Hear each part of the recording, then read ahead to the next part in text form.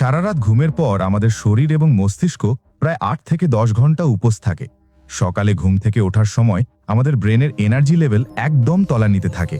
মহান সৃষ্টিকর্তা আমাদের মস্তিষ্ককে এমনভাবে তৈরি করেছেন যে এটি গ্লুকোজ বা শর্করা ছাড়া কাজ করতে পারে না। তাই সকালের নাস্তা বা ব্রেকফাস্ট ব্রেনের জন্য সবচেয়ে জরুরি। কিন্তু আমরা অনেকেই ভুল করি। অতিরিক্ত চিনি বা ফাস্ট ফুড দিয়ে নাস্তা করলে রক্তের সুগার হঠাৎ বেড়ে যায় এবং কিছুক্ষণ পরেই ধপ করে কমে যায়, যা ব্রেনকে ক্লান্ত করে ফেলে। তাহলে ব্রেনকে সারাদিন সচল ও তীক্ষ্ণ রাখতে কি খাবেন? বিজ্ঞান বলছে এই ৫টি খাবার আপনার মস্তিষ্কের জন্য সুপারফুড হিসেবে কাজ করে। তালিকার প্রথমেই আছে ডিম।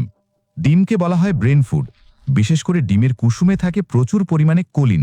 এই কোলিন আমাদের শরীরে গিয়ে অ্যাসিটাইল কোলিন নামের এক বিশেষ নিউরোট্রান্সমিটার তৈরি করে। এটি মস্তিষ্কের কোষগুলোর মধ্যে যোগাযোগ দ্রুত করে, যার ফলে আমাদের স্মৃতিশক্তি বা মেমোরি এবং শেখার ক্ষমতা বৃদ্ধি পায়। এছাড়াও ডিমে আছে ভিটামিন B6 এবং B12, যা বয়সের সাথে সাথে মস্তিষ্ক ছোট হয়ে যাওয়া বা মেমোরি লস প্রতিরোধ করে। দ্বিতীয় খাবারটি হলো ওটস বা ওটমিল। এটি হলো কমপ্লেক্স কার্বোহাইড্রেট বা জটিল শর্করা।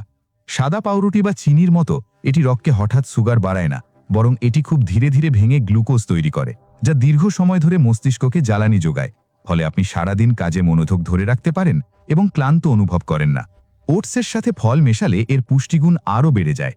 তৃতীয় সুপারফুড হলো আখরোট এবং কাঠবাদাম।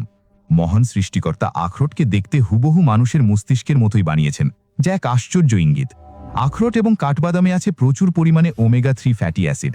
এটি মস্তিষ্কের কোষের বাইরের দেয়াল বা মেমব্রেনকে সজীব রাখে।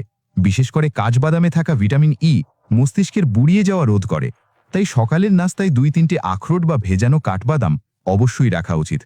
চতুর্থ খাবারটি হলো বেরি জাতীয় ফল, যেমন স্ট্রবেরি, ব্লুবেরি বা আমাদের দেশীয় কালোজাম। এগুলোতে থাকে শক্তিশালী অ্যান্টিঅক্সিডেন্ট। শরীরের ভেতরে বিপাক প্রক্রিয়ার ফলে কিছু ক্ষতিকর ফ্রি র্যাডিক্যালস তৈরি হয়, যা ব্রেন সেলকে ধ্বংস করার চেষ্টা করে। বেরি জাতীয় ফলের অ্যান্টিঅক্সিডেন্ট ঢাল হিসেবে কাজ করে এবং এই ক্ষতিকর উপাদানগুলোকে ধ্বংস করে ব্রেনকে সুস্থ রাখে। যদি বেরি না পান, তবে কমলা বা মাল্টার মতো ভিটামিন সি যুক্ত টক ফলও মস্তিষ্কের রক্ত সঞ্চালন বাড়াতে দারুণ কাজ করে। পঞ্চম উপাদানটি পানীয়, ১ কাপ কফি বা গ্রিন টি। সকালে এটি শুধু ঘুমই তাড়ায় না, এর বৈজ্ঞানিক উপকারিতাও অনেক। কফিতে থাকা ক্যাফেইন মস্তিষ্কের অ্যাডিনোসিন নামের রাসায়নিককে আটকে দেয়, যা আমাদের ঘুম ভাব তৈরি করে। ফলে আমরা সজাগ থাকি। তবে গ্রিন টিতে ক্যাফেইনের পাশাপাশি L-থিয়েনিন থাকে। এটি মস্তিষ্ককে উত্তেজিত না করে বরং শান্তভাবে মনোযোগ বাড়াতে সাহায্য করে।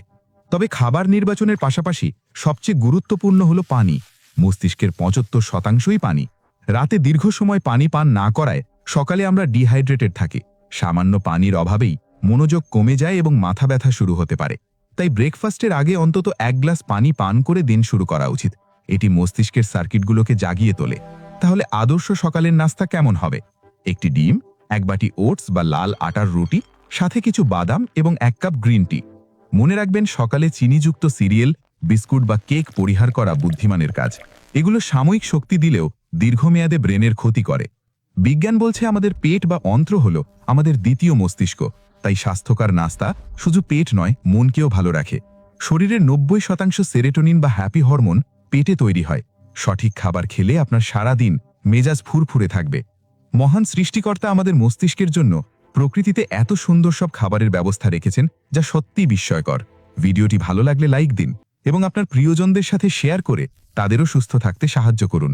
এমন আরও বিজ্ঞানসম্মত স্বাস্থ্য টিপস পেতে আমাদের চ্যানেলটি সাবস্ক্রাইব করে সাথেই থাকুন।